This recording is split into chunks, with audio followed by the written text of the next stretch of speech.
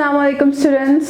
Welcome to Gohar Publishers. Our slogan is redefining the geography of education through digital resources for conceptual learning. My name is Zainab and I am your geography teacher. So students, in today's video lecture, we will be discussing about Gohar Geography for grade 7, unit number 4 and that is agriculture. तो students agriculture के बारे में हमने previous video में discuss किया कि agriculture होता क्या है। एग्रीकल्चर ज़राअत होती है जिसमें फार्मर्स जो है वो खेती बाड़ी करते हैं and they grow different kind of crops like vegetables, fruits and different and they also do farming of different animals.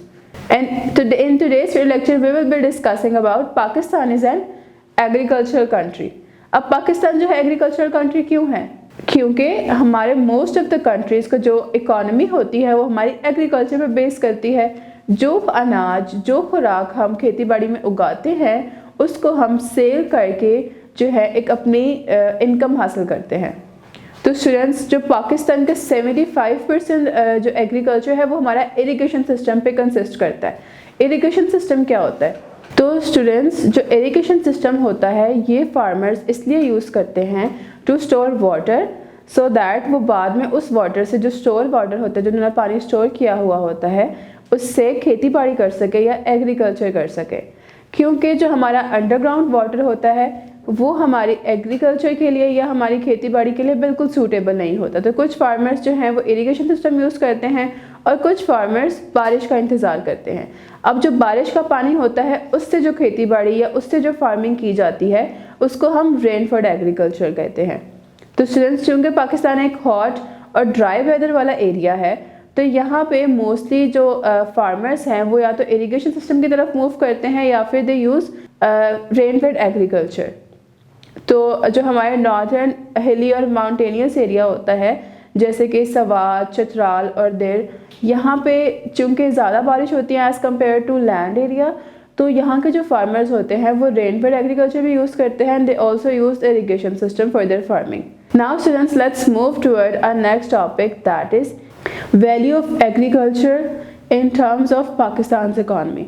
अब हम इसमें वन बाय वन डिस्कस करेंगे कि एग्रीकल्चर जो है वो पाकिस्तान की इकॉनमी में किस तरह से वैल्यूएबल है, किस तरह से अहमियत रखती है।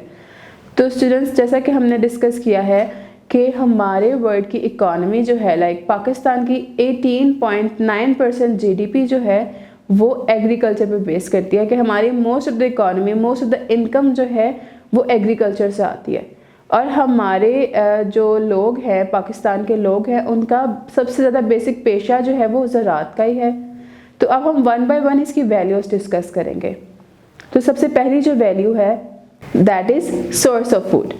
Now let's talk about its value as a source of food कि किसी भी फूड के सोर्स के हिसाब से ये किस तरह से हमारे लिए वैल्यूएबल है।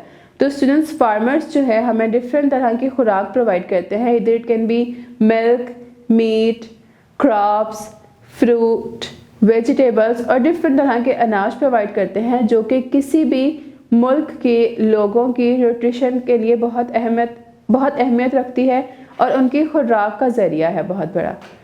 Now the next one is national income.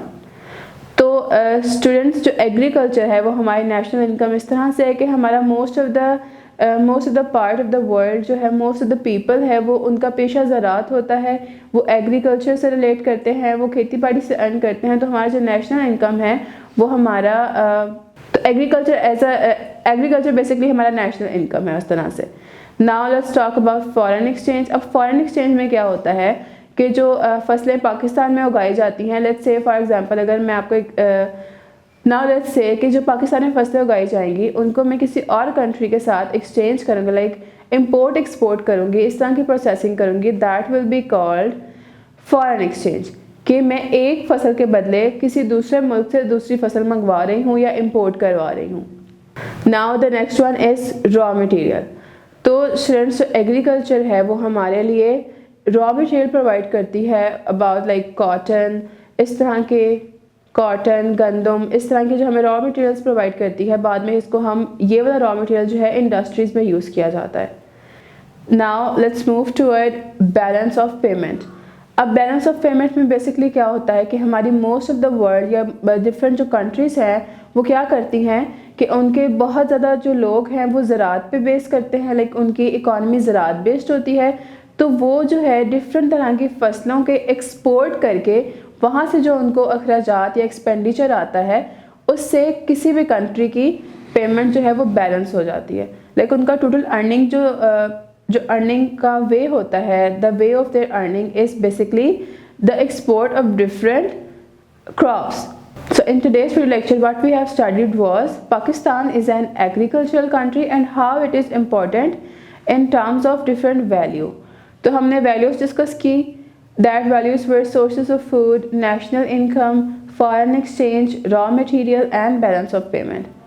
So students, now we will see you in another video. तब तक के लिए अपना बहुत ख्याल रखें। अल्लाह हाफिज़।